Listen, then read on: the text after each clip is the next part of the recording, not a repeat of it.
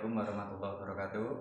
Perkenalkan, nama saya Rizky Indra Herlianto dari kelas 5I NPM 23230327. Di sini saya akan melakukan wawancara bersama Bapak Dwita Rizal Nurwansyah dari SMP 5. Pertama, apa latar belakang pendidikan Anda? Saya latar belakangnya dari S1 PJKR di UNES tahun 2015. Selanjutnya, apakah Anda memiliki sertifikasi atau kualifikasi khusus dalam bidang pengajaran tertentu? Sudah ada sertifikasi atau yang namanya PPG. PPG. Apakah Anda secara teratur mengikuti pelatihan atau workshop untuk meningkatkan keterampilan pengajaran Anda? Untuk selama ini ada, karena di Kota Semarang khususnya itu ada yang namanya Kombel Tugu Muda, dan itu setiap minggu pasti ada seperti kelompok belajar untuk guru-guru di Kota Semarang. Bagaimana Anda mengidentifikasi gaya pengajaran Anda? Kalau saya pribadi, mungkin yang saya terapkan di sekolah saya itu contohnya seperti saat mengajar itu di kelas tidak sama, karena siswa yang kita hadapi itu berbeda-beda. Contohnya kita seperti memakai jenis kinestetik atau dan sebagainya. Nah, itu kita terapkan di kelas yang sesuai. Jadi tidak semua kita pukul rata untuk dalam pengajaran tersebut. Bagaimana strategi Anda untuk menerapkan, memastikan bahwa setiap siswa itu memahami materi pelajaran yang Anda berikan? Yang saya terapkan itu yang pertama jelas pendekatan dulu terhadap anak. Kita membuat anak saat pembelajaran itu enjoy dulu. Jadi saat pembelajaran anak-anak tidak merasa tertekan. Contohnya semisal yang sering saya alami itu contoh di materi senam lantai, anak-anak khususnya putri itu biasanya takut dalam pembelajaran senam lantai. Jadi kita pendekatan dulu agar membuat kepercayaan siswa itu biar percaya sama kita, agar motivasi ya betul, seperti motivasi dan percaya bahwa pembelajaran PJOK itu khususnya di materi senam lantai itu tidak menakutkan, tapi dibuat untuk menyenangkan. Bagaimana Anda menyesuaikan pendekatan pengajaran Anda untuk siswa dengan gaya belajar yang berbeda? Kalau itu kita biasanya akan membuat namanya RPP. RPP itu kita sesuaikan dengan kondisi anak. Jadi semisal ada anak yang lebih mudah dengan cara belajar langsung melihat atau langsung mencontohkan atau melihat dulu video, atau kita contohkan terlebih dahulu, kita kelompokkan dulu. Nah, jadi kita tidak campur aduk, kita pilih dulu mana yang visual, mana yang audio, mana yang langsung. Jadi kita kelompokkan terlebih dahulu, baru kita nanti saat pembelajaran kita bisa memberikan metode yang sesuai dengan kemampuan anak. Selanjutnya, bagaimana Anda menciptakan lingkungan kelas yang mendukung pembelajaran? Untuk mendukung pembelajaran, yang pertama kita tetap akan memanfaatkan fasilitas yang ada. Kita akan memaksimalkan fasilitas yang ada. Terus kita akan membuat metode pembelajaran atau pembelajaran saat dilakukan itu yang menyenangkan, tidak yang menakutkan bagi siswa, tidak terpaku pada guru, tapi juga biar anak-anak itu bisa explore juga. Jadi tidak melulu dari guru. Apa strategi Anda untuk mengelola perilaku siswa yang tidak sesuai? Kalau saya pribadi, kalau untuk anak-anak yang tidak sesuai itu, yang pertama ya tetap kita akan memberi teguran. Kita memberi teguran, tapi kita memberi teguran yang humanis. Jadi tidak seperti zaman mungkin kita saat mungkin SD atau SMP dulu, kalau saat kita melakukan kesalahan pasti langsung dihukum sama gurunya. Nah, kita dapat hukuman, tapi kita dengan hukumannya itu game. Contohnya seperti mungkin kalau saya ya mungkin game yang sesuai tidak berperilaku tidak sesuai itu nanti kita buat game 2 orang itu semisal melakukan kesalahan ya, contohnya semisal materinya senam lantai, nah itu saya suruh game roll depan berapa kali seperti itu ya, nanti yang kalah nah itu disuruh push up atau bagaimana. Jadi tidak semata-mata punishment saja, tapi kita membuat pembelajaran yang menyenangkan juga. Selanjutnya, bagaimana Anda merencanakan dan melaksanakan disiplin di dalam kelas? Kalau untuk kedisiplinan saya saat kalau pertama kali pertemuan di kelas, saya pasti akan membuat seperti kalau di kuliah itu namanya kontrak kuliah ya. Kalau di SMP saya juga kontrak pembelajaran namanya. Jadi kita akan membuat aturan-aturan yang bagaimana saat pembelajaran saya itu yang tidak boleh dilakukan apa, yang harus dilakukan apa, seperti itu. Jadi anak-anak sudah tahu mana batasan yang harus dilakukan dan tidak, seperti itu. Selanjutnya, bagaimana Anda berkolaborasi dengan rekan guru atau staf sekolah? Kalau untuk kolaborasi kita setiap 1 minggu sekali itu ada yang namanya kelompok belajar antar MGMP kalau di SMP.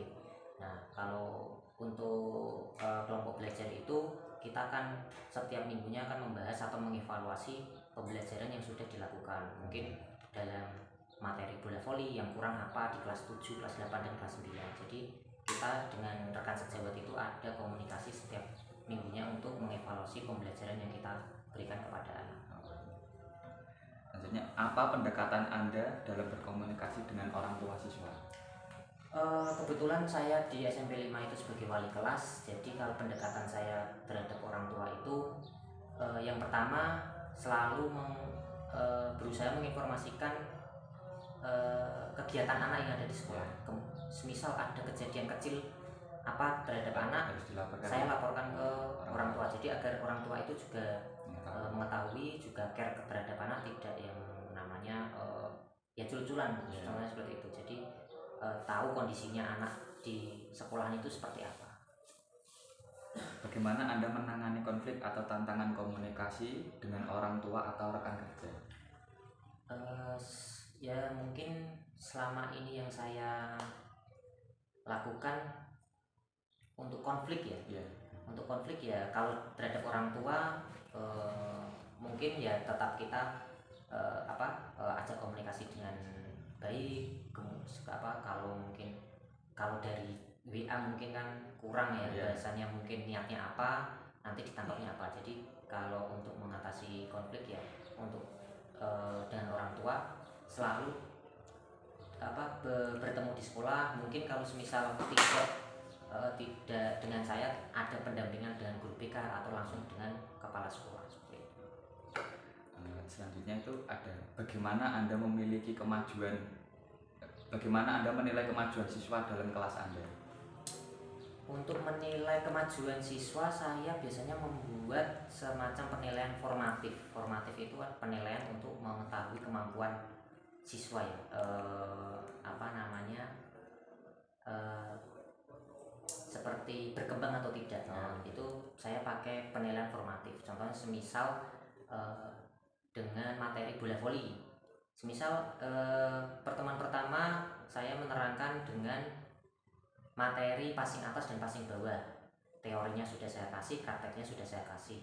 Nah, saat pembelajaran minggu kedua, sebelum masuk materi minggu kedua itu saya akan melakukan penilaian formatif dulu agar mengetahui apakah siswa di kelas itu sudah memahami materi yang dulu atau belum, seperti itu. Apa tindakan Anda jika siswa mengalami kesulitan belajar? Yang saya lakukan selama ini, yang jika ada siswa yang mengalami kesulitan belajar, saya akan dekati siswa tersebut, saya tanya dengan yang membuat kesulitan itu apa. Contohnya semisal kesulitannya anak tersebut itu dalam berkelompok. Nah, jadi saya nanti akan memberikan solusi. Contohnya semisal dengan kelompoknya saya akan memberikan arahan ke kelompok agar memberikan ya kesempatan lah untuk anak tersebut. Semisal kalau anak tersebut kok dalam kelompok kok tidak mau malu dalam kelompoknya sendiri, ya minta tolong kepada kelompoknya untuk mensupport anak tersebut agar tidak malu. Jadi intinya saling dukung ya. Saling. Bagaimana Anda melibatkan siswa dalam proses penilaian dan pemantauan kemajuan siswa? Nah itu sama, saya pakai tadi yang saya katakan penilaian formatif tersebut. Jadi kurang lebih sama ya, Mas? Ya, pakainya nilai formatif. Apakah Anda terlibat dalam kegiatan ekstrakurikuler atau kegiatan di luar jam sekolah? Di jam luar sekolah, di ekstrakurikuler saya sebagai pembina futsal. Futsal. Bagaimana Anda berkontribusi pada komunitas dalam organisasi profesi dan masyarakat? Kalau ada bisa disebutkan. Untuk kontribusi saya di dalam khususnya di bidang saya PJOK, saya mengikuti sebuah komunitas di Kota Semarang. Itu ada namanya football teacher. Ya, football teacher itu khusus sepak bola di Kota Semarang, khusus guru SMP. Nah, saya ikut di salah satu tim tersebut, dan juga saya baru saja mengikuti yang namanya pelatihan wasit futsal ya, karena saya juga hobinya futsal. Jadi saya juga sekarang mulai melatih di perwasitan futsal. Bagaimana Anda mengintegrasikan teknologi dalam pengajaran Anda? Untuk teknologi, apalagi di kurikulum Merdeka ini sangat dibutuhkan ya. Jadi saya yang biasa saya gunakan itu yang pasti YouTube ya, YouTube. Terus untuk semisal membuat poster atau membuat PPT untuk anak, artikel anak itu membuat dari Canva juga ada. Terus kalau untuk materi-materi biasanya saya pakai, mungkin ya bisa pakai Canva juga, atau kalau semisal ada butuh video atau mendownload video ya anak-anak bisa pakai Google Chrome ya. Yang paling sering itu ya pakai YouTube. Apakah Anda memiliki ide atau pembelajaran berbasis proyek yang telah Anda terapkan dalam kelas? Untuk proyek, kalau yang saya lakukan selama ini belum ada untuk mapel, karena sekarang itu ada yang namanya kokurikuler. Penggantinya P5, kalau dulu namanya P5, kalau sekarang namanya kokurikuler. Jadi di kokurikuler itu sama persis seperti P5, tapi hanya mungkin ganti istilah saja ya. Jadi kita proyeknya itu kita semua mapel di kokurikuler tersebut. Selanjutnya untuk pemahaman tentang kurikulum Merdeka. Yang pertama itu, apa pemahaman Anda tentang konsep kurikulum Merdeka? Yang saya pahami ya, karena di kurikulum Merdeka ini juga baru beberapa tahun ini, dan sekarang mungkin namanya bukan kurikulum Merdeka tapi kurikulum mendalam. Ya, mendalam. Jadi yang saya pahami ya, garis besarnya itu pembelajaran yang fleksibel. Jadi tidak melulu dari guru. Jadi kita bisa belajar dari mana saja, di mana saja, dan kapan saja. Jadi tidak melulu kalau misal PJOK itu di lapangan terus ya, tidak. Jadi bisa, mungkin kita bisa di kelas, kita materi di kelas itu juga bisa. Kalau misal saat materi, contohnya semisal materi senam lantai ya, tidak melulu hanya praktek saja. Jadi kita bisa buat game seperti itu. Jadi ya mungkin kalau kurikulum Merdeka ini untuk membuat anak itu nyaman dulu dalam belajar. Jadi ada motivasi belajar dia untuk mengikuti pembelajaran yang akan diberikan kepada guru. Bagaimana Anda menjelaskan karakteristik utama dari kurikulum Merdeka kepada siswa? Selama ini saya menjelaskan kepada siswa kurikulum Merdeka itu ya simpelnya sekarang itu Pak Rizal tidak melulu yang menjadi bahan informasi ke kalian. Jadi kalian bisa berikan, semisal kalian sebagai atlet kok materinya sama saat diajarkan ke pada saat itu, ya teman-teman kalian bisa mendapatkan informasi dari kalian yang lebih paham, contohnya sebagai atlet atau bagaimana seperti itu. Jadi tidak melulu mendapat ilmu itu dari gurunya saja.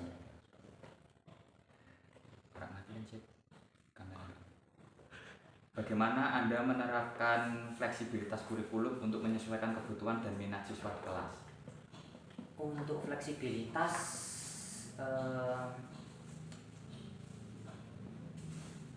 gimana ya? Kalau fleksibilitas ya mungkin sekarang tidak mewajibkan anak untuk bisa. Kalau dulu mungkin kita diajarkan kepada guru olahraga kita, contohnya kalau di senam lantai ya dulu pasti disuruh 3 jam atau lompat harimau. Kalau dulu kalau tidak melakukan, tidak bisa, pasti nilainya jelek atau bagaimana. Kalau sekarang mungkin lebih fleksibel. Yang penting dari anak yang tidak tahu menjadi tahu, dari yang menjadi dari tidak bisa menjadi bisa, dari tidak mau menjadi mau, dan yang dari yang sedikit tahu menjadi lebih tahu. Hanya seperti itu fleksibelnya. Bagaimana Anda memfasilitasi pembelajaran yang berpusat pada peserta didik? Yang saya fasilitasi, contoh yang saat ini saya lakukan, semisal hal kecil saja untuk pemanasan. Kalau dulu mungkin kita pemanasan yang memimpin guru, sekarang yang memimpin ya siswa sendiri, temannya sendiri. Bagaimana Anda mengintegrasikan teknologi dalam proses pengajaran sesuai dengan prinsip kurikulum merdeka? Ya sama seperti tadi, saat saya mengajar, semisal saya butuh menjelaskan dari video, saya pasti akan mengajak siswa di kelas dulu untuk menonton video, materinya saya sampaikan di video dari YouTube atau dari Google dan sebagainya. Setelah itu setelah materi saya sampaikan, baru kita praktekkan di lapangan. Apa jenis sumber belajar digital atau platform pembelajaran yang sering Anda gunakan? Yang saya gunakan yaitu yang pertama tetap YouTube, ya, mungkin terus Canva, Google, ya, sudah itu. Bagaimana Anda melibatkan siswa dalam proses penilaian dan pemantauan kemajuan mereka? Untuk pemantauan itu saya selalu membuat penilaian formatif, jadi biar anak itu tahu perkembangannya. Apakah Anda mengubah metode penilaian formatif dalam mendukung kurikulum merdeka? Kalau untuk merubah tidak, saya selalu pakai formatif dan sumatif. Untuk mengetahui kemajuannya saya pakai formatif, untuk nilai akhirnya saya pakai sumatif. Bagaimana Anda berkolaborasi dengan rekan guru dalam merancang dan melaksanakan kurikulum merdeka? Untuk kolaborasi setiap semester, ya, kalau setiap liburan semester itu selalu ada yang namanya rapat MGMP sekota Semarang. Jadi kita itu di situ membahas perangkat pembelajaran untuk 1 tahun ke depan. Jadi untuk perangkat kita selalu berkoordinasi dengan satu kota Semarang. Jadi setiap sekolah dan sekolah lain itu perangkatnya sama, tidak berbeda-beda. Biar saat mengajarkan materinya juga sama, jadi indikator penilaiannya juga sama. Apa pengalaman Anda dalam pembangunan profesional kolektif untuk mendukung kurikulum merdeka? Pengalaman saya bagaimana tadi? Apa pengalaman Anda dalam pengembangan profesional kolektif untuk mendukung kurikulum merdeka? Pengalaman saya untuk pengembangan profesional kolektif. Kalau selama ini mungkin saya mengikuti itu ya Mas, namanya workshop itu ya, yang di seminar yang disediakan oleh dinas. Jadi saya mengikuti hal tersebut untuk untuk pengembangan profesional kolektif, untuk mengembangkan profesionalitas kita saat mengajar. Apa tantangan utama yang Anda hadapi dalam menerapkan kurikulum merdeka? Tantangan yang saya hadapi sampai saat ini yaitu kalau khususnya di sekolah saya, karena sekolah saya itu sebenarnya sekolah formal dan sekarang dinas itu sudah mewajibkan atau melegalkan siswa yang kalau namanya sekarang itu inklusi, yang mempunyai keterbatasan. Nah, itu kesulitan saya jika mengajar ada di kelas tersebut ada anak inklusi. Jadi saya masih kesulitan untuk bagaimana cara mengajar yang tepat, karena kalau kita ada anak inklusi, kita mengajarnya susah, karena kalau kita tidak membiarkan anak inklusi itu, ya kasihan. Tapi kalau tidak dibiarkan hanya ngurusi itu kok yang lainnya tidak terurus, jadi serba salah. Jadi kurang, kalau ada anak inklusi di salah satu kelas itu kesulitan dalam memanajemen waktu untuk penyampaian materi dan sebagainya. Dalam hal ini anak disabilitas. Bagaimana Anda mengatasi atau merespon tantangan tersebut? Untuk saat ini ya saya tetap berusaha melakukan yang terbaik, tetap memfasilitasi anak semaksimal mungkin agar ya anak semua rata mendapatkan haknya. Bagaimana Anda mendorong partisipasi aktif siswa dalam proses pembelajaran sesuai dengan semangat kurikulum Merdeka? Saya selalu mengajak anak-anak itu ya, sebelum kita pembelajaran selalu kita pendekatan dengan anak, ya kita guyon, kita berinteraksi dengan siswa, tidak tegang, tidak selalu kita kaku. Ya tidak kaku, tidak selalu kita harus sebagai guru harus dihormati, ya pasti siswa harus menghormati, tapi ya kita tidak kaku lah. Bagaimana Anda mendukung pengembangan karakter siswa melalui P5 selama pembelajaran? Untuk sekarang namanya kokurikuler, P5 itu sudah tahun lalu, sekarang tahun ini namanya kokurikuler. Yang dilakukan di sekolah saya untuk kokurikuler itu kita kolaborasi antar mapel. Jadi semisal 1 minggu ke depan ada kokurikuler yang suara demokrasi contohnya. Nah, itu mungkin kita kolaborasi PJOK, ada Bahasa Indonesia, ada PPKN, itu berkolaborasi untuk membuat kegiatan kokurikuler itu untuk proyek anak yang dilakukan dalam 1 minggu ke depan. Bagaimana Anda melibatkan orang tua dalam mendukung implementasi kurikulum Merdeka? Saya akan memberikan informasi kepada orang tua tentang kurikulum Merdeka itu seperti apa, dan memberi pemahaman kepada orang tua kurikulum Merdeka itu bagaimana. Jadi kita membuat hubungan aktif kepada orang tua agar kita selalu punya komunikasi, dan jika ada sesuatu kendala bagi anak, kita bisa berkoordinasi dengan orang tua agar bisa memecahkan masalah tersebut. Nah, yang terakhir Mas, ini apakah Anda memiliki strategi khusus untuk berkomunikasi dengan orang tua tentang perkembangan anak mereka? Saya selama ini yang saya lakukan selalu membuka, kalau setelah 1 minggu itu saya akan membuka kayak seperti jika ada informasi anak ada kesalahan atau apa, itu ada catatan dari BK. Nah, setelah saya dapat catatan itu saya sampaikan kepada orang tua. Nah, biasanya orang tua akan chat pribadi pada saya jika ada yang ingin mau ditindaklanjuti. Kita bisa ketemu di sekolah, kita ngobrol untuk sharing-sharing bagaimana untuk mengatasi masalah yang terjadi di anak tersebut. Baik, cukup ya Pak ya. Terima kasih atas semua penjelasannya yang dari awal sampai akhir. Jadi kita sama-sama saling belajar untuk kurikulum yang terbaru ini, yang Merdeka. Jadi kita sama-sama tahu, yang awalnya nggak tahu kita jadi tahu. Jadi terima kasih ya Pak ya. Ya, terima kasih.